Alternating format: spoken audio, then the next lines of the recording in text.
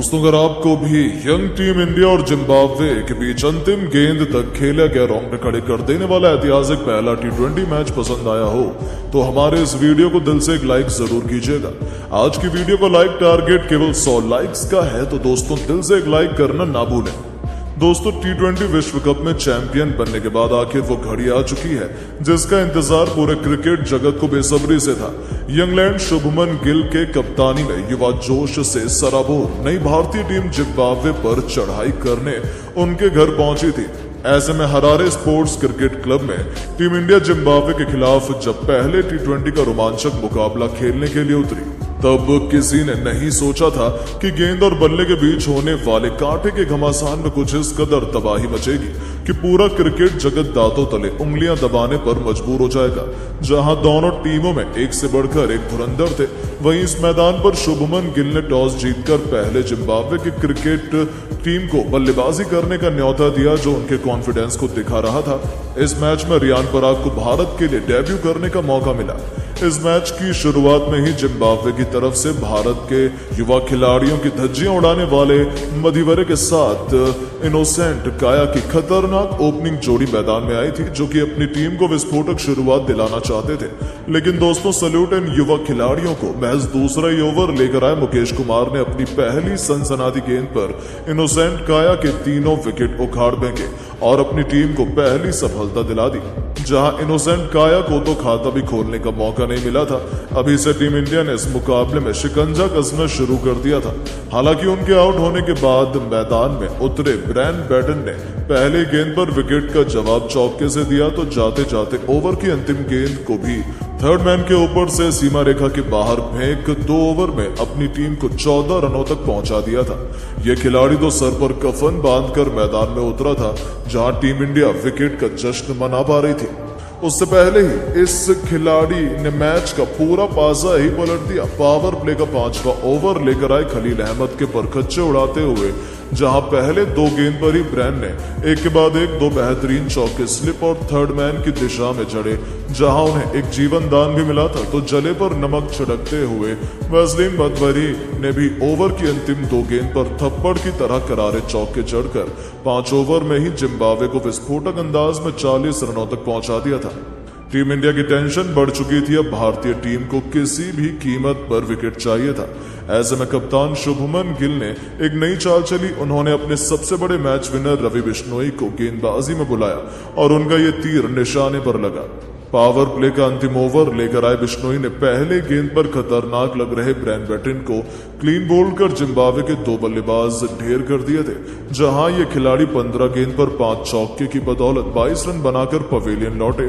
उनके आउट होने के बाद अब मैदान में आए थे जिम्बाब्वे के सबसे महान खिलाड़ी और कप्तान सिकंदर रजा।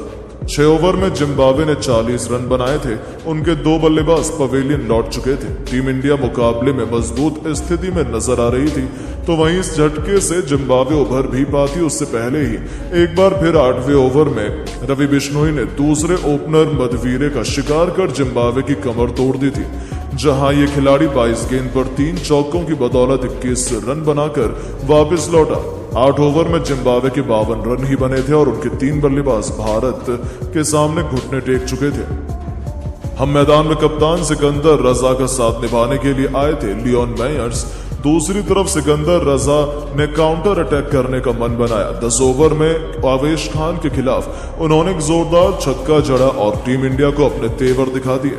25% मैच खत्म हो चुका था। 10 ओवर की समाप्ति के बाद जिम्बाब्वे ने 69 रन बनाए थे 3 विकेट के नुकसान पर। इस हिसाब से लग रहा था कि टीम इंडिया आसानी से मैच जीतने वाली है। और दोस्तों, इस बात की पुष्टि तो ऑलमोस्ट 90% उस समय हो गई जब 12वें ओवर की 5वीं गेंद पर आवेश खान ने सिकंदर रजा को रवि बिश्नोई के हाथों कैच आउट करवाकर जिम्बाब्वे की उम्मीदों को चकनाचूर करके रख दिया।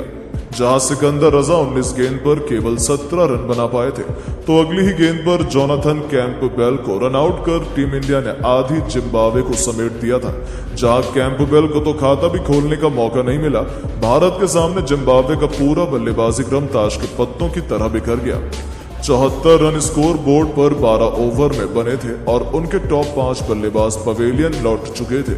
मैदान में अब मेयर्स का साथ निभाने के लिए क्लाइव मडांडे आए थे, लेकिन इन दोनों बल्लेबाजों के लिए एक एक रन बनाना भी मुश्किल हो रहा था। और दोस्तों, जिम्बाब्वे को शायद अंदाजा भी नहीं होगा कि यहां से तो उनकी टीम के लिए 100 रन बनाना भी मुश्किल हो जाएगा।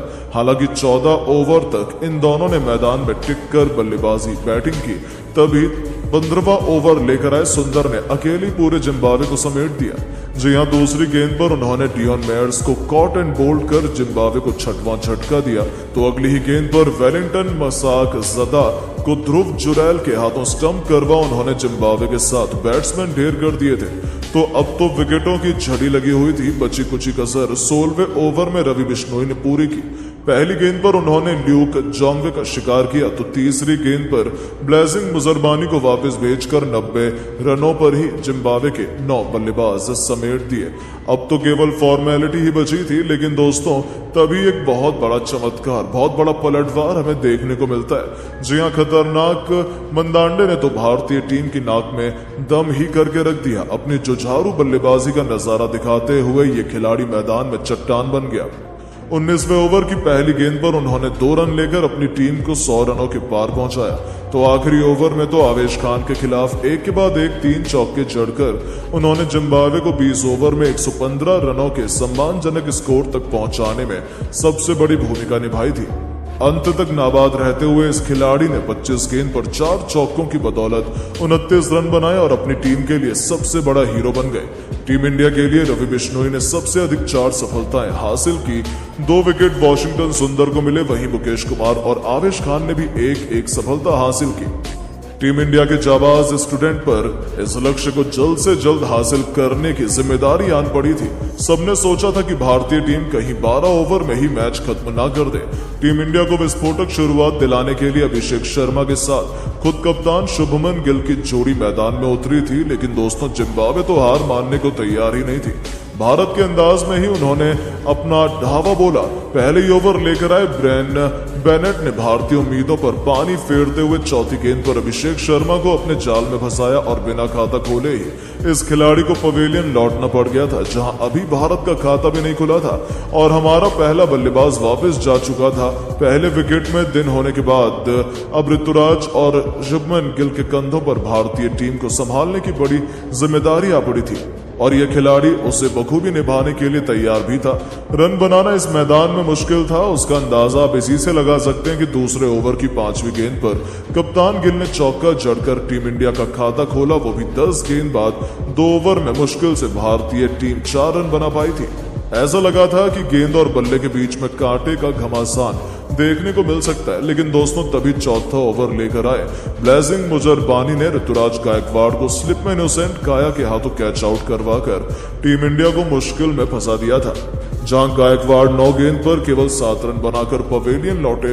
अब मैदान पर ध्यान पराग का मोर्चा संभालने के लिए भेजा गया था, लेकिन टीम इंडिया जरूर जिम्बाब्वे ने टेंशन में डाल दिया था। 4 ओवर में टीम इंडिया केवल 16 रन बना पाई थी, तो वहीं गरीबी में आटा गीला 5वां ओवर लेकर आए चतारा ने चौथी गेंद पर रियान पराग का शिकार कर टीम इंडिया की कमर ही तोड़कर रख दी, जहां रियान पराग भी केवल 2 रन बनाकर पवेलियन लौट गए और यह मैच जिम्बाब्वे की तरफ झुकने लगा था, क्योंकि भारतीय टीम की जीत यहां से धुंधली होती नजर आ रही थी।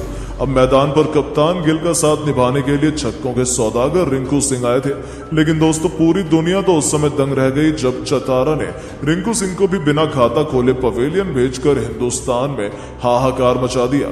जहां 5 ओवर में 22 रन बने थे और भारतीय टीम के 4 बल्लेबाज पवेलियन लौट गए थे। अब तो यही लग रहा था कि टीम इंडिया बुरी तरीके से हार का स्वाद चखेगी, क्योंकि 15 ओवर में टीम इंडिया को 94 रन जीत के लिए चाहिए थे। मैदान पर कप्तान गिल के साथ ध्रुव जुरैल की जोड़ी मौजूद थी, लेकिन दोस्तों भारतीय टीम भी इतनी आसानी से कहां हार मानती है।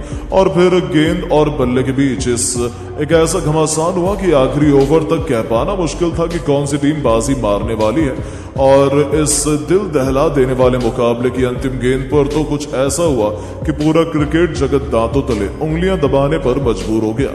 लेकिन दोस्तों अब आपको क्या लगता है कि रोहित कोहली के बिना क्या टीम इंडिया T20 क्रिकेट में सरवाइव कर पाएगी? अपनी राय नीचे कमेंट बॉक्स में जरूर दें और ऐसी शानदार खबरों के लिए चैनल को सब्सक्राइब जरूर करें। धन्यवाद।